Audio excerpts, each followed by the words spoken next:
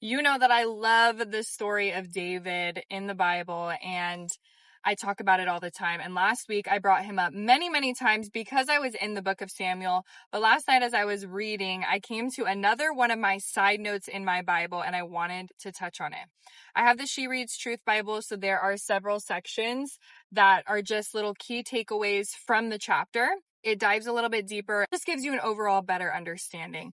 But something that I loved is I talked a lot about David and the waiting season, because David was in a very long waiting season. He was given a promise at such a young age and then went into a 20 plus year long waiting season.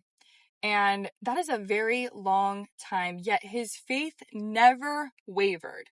And he went through hardships that we can't even imagine. It's so encouraging. And I want to have a heart posture like David did in every waiting season that I will face now and in the future. A side note says this. It's titled, Everything is Under Control. It says, although David didn't actually assume the throne for years after he was anointed, which he was around the age of 10, didn't become king until he was 30. It says the Spirit of the Lord was with him, and that was more valuable than 10,000 thrones. You guys, we have the Spirit of the Lord with us, because this was obviously before Jesus came.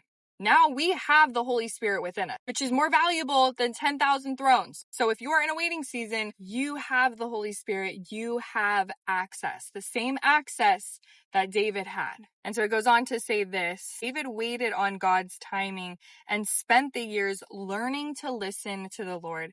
And I talk about this all the time. How are you spending this waiting season?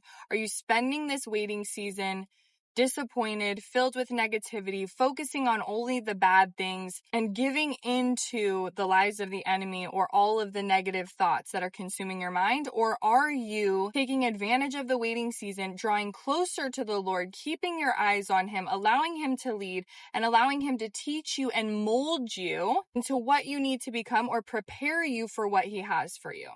How are you spending the waiting season? Goes on to say, David didn't have to scramble and fight for the crown. The Lord chose him, and he gave David his throne.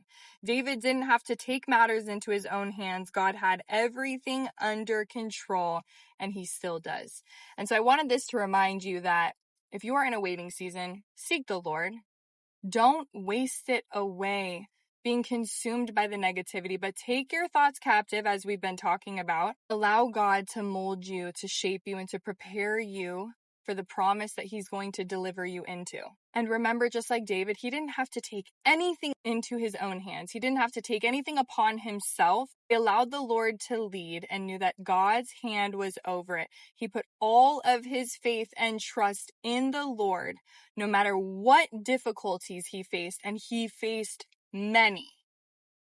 God has it under control, so put your trust in him, put your faith in him, and posture your heart the way that David postured his heart in his waiting season.